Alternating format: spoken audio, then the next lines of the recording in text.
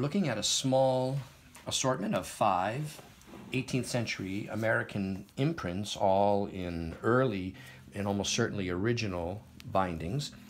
The first book is exactly 1800 Philadelphia. It opens right to the title page. The rear cover is detached, as is very common on 18th century American imprints. However, the book appears to be complete. There is, at the end of the book, this short extract that continues on, and then the text block of the main work itself here shows spotting and etc., but it's complete and still sewn as issued. The second book is wooden boards covered by paper, and as is so typical, the paper has now the glue dried and the paper wore away. It's got a leather spine, but the binding is original. Of course, the front cover is detached. The rear cover is still attached. This is printed in Concord, New Hampshire, 1793. And there is a dedication to the Queen. There's a preface, and then there's a translator's preface. And then we've got the book itself, which is still sewn as issued. The paper is age-toned, but it's made from rags, so it's still structurally sound and will last for hundreds of more years. Here we see a typical condition binding of the 18th century with the boards or covers detached. What makes this book very interesting, however, is that it's 1794 Philadelphia, and there is an American engraved portrait at the front, dated 1794 in Philadelphia. And so all 18th century American engravings are of note and merit, and this book appears to have some rather serious damp staining, but it's still sewn as issued. It's still structurally sound as a text block. And at the rear, what's interesting as well is there is this list of subscribers here that goes on for several pages, and that is followed by this short little catalog of works published. Here's another part of it, and it goes on listing all the various titles and even the blank end paper, which are loose but are still present. And so that's the third book in the group.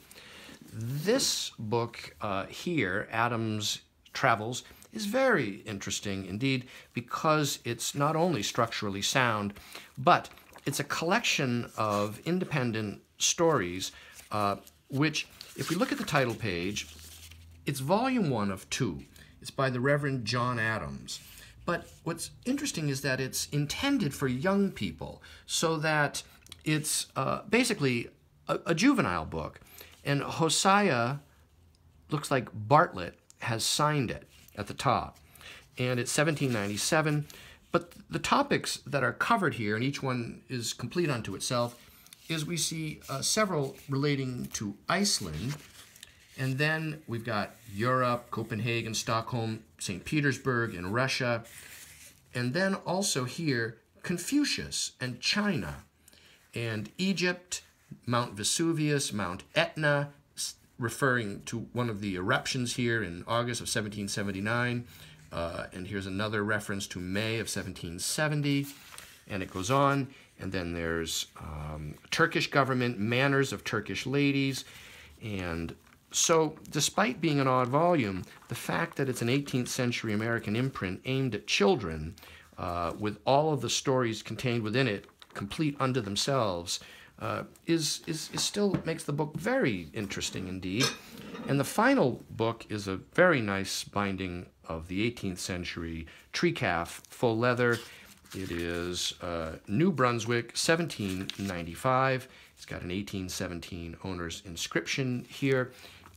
This book is still structurally sound and bound as issued. And at the rear, there is this list of subscribers that goes on for numerous pages. And you see Cornelius Vanderbilt was one of them. The names here are very interesting to look through. No doubt, a wide assortment of significant people of the times. And so this assortment of 5 18th century imprints is available on my website, briandimambro.com.